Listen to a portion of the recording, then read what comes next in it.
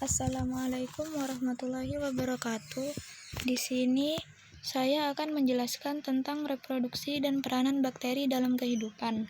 Saya Rizky Ramadhani, absen 9 dari kelas 10 IPS 2. Reproduksi bakteri dibagi menjadi dua, yaitu reproduksi seksual dan aseksual.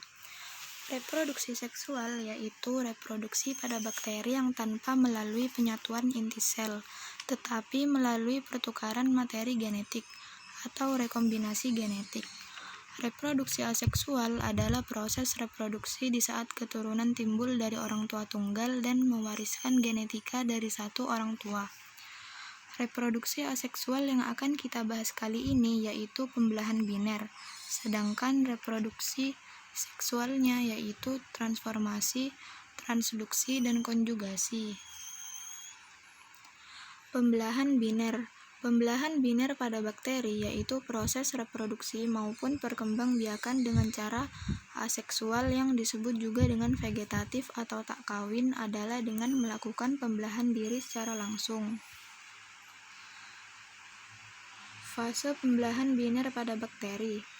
Fase pertama, yakni bagian-bagian sitoplasma akan terbelah oleh bagian-bagian sekat yang mengalami pertumbuhan secara tegak lurus.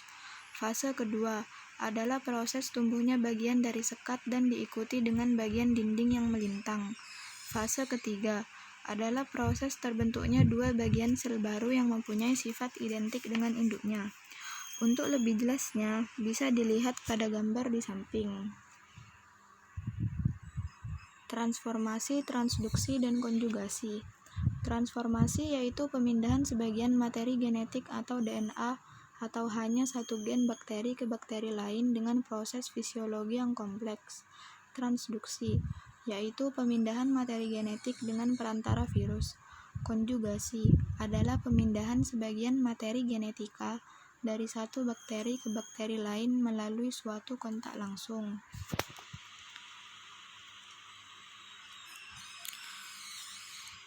Fase transformasi.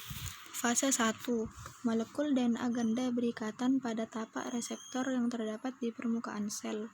Fase 2. Pengambilan DNA yang bersifat irreversibel. Pada saat ini, DNA menjadi resisten terhadap enzim DNAase di dalam medium. Fase 3. Konversi molekul DNA donor yang berupa unting ganda menjadi molekul unting tunggal melalui degradasi nukleotida terhadap salah satu unting. Fase 4. Integrasi seluruh unting tunggal DNA donor tersebut ke dalam kromosom resipien. Fase 5. Segregasi dan ekspresi fenotipik gen donor yang telah terintegrasi. Untuk lebih jelasnya bisa dilihat pada gambar di samping. Fase transduksi. Yang pertama yaitu bakteri diinfeksi oleh virus fag sehingga virus mengandung DNA bakteri tersebut. Kedua, virus fag tersebut kemudian akan menginfeksi bakteri-bakteri lainnya. Akibatnya terbentuk bakteri baru dengan rekombinasi gen sesuai dengan rekombinasi gen pada virus penginfeksinya. Dan terbentuklah bakteri-bakteri rekombinan.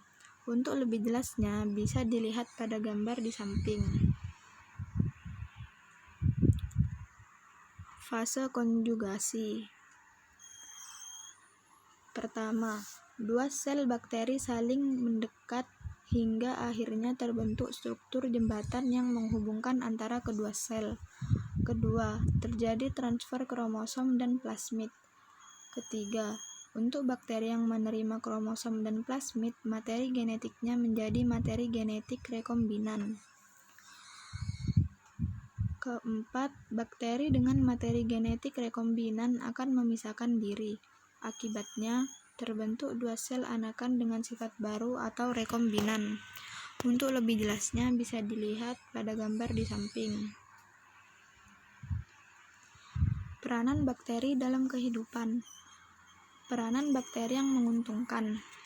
Streptomyces griseus berperan dalam menghasilkan antibiotik streptomycin untuk melawan bakteri penyebab TBC. Clostridium, berperan dalam pengurai atau dekomposer senyawa organik dalam organisme yang sudah mati. Nitrosomonas, berperan dalam menyediakan nitrogen organik yang penting bagi tumbuhan. Yang terakhir yaitu Escherichia coli, berperan dalam membusukkan makanan di dalam usus besar dan menghasilkan vitamin K.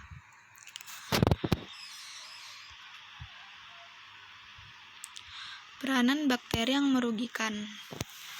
Mycobacterium tuberculosis, penyebab penyakit TBC tuberkulosis. Xanthomonas oryzae, merupakan bakteri penyerang pucuk batang tanaman padi. Salmonella typhosa, penyebab penyakit tifus. Neisseria gonorrhoeae, penyebab penyakit gonore. Shigella dysenteriae, penyebab penyakit disentri. Brucella abortus, penyebab brucellosis pada sapi. Sekian dari saya, apabila ada salah kata mohon dimaafkan. Terima kasih. Wassalamualaikum warahmatullahi wabarakatuh.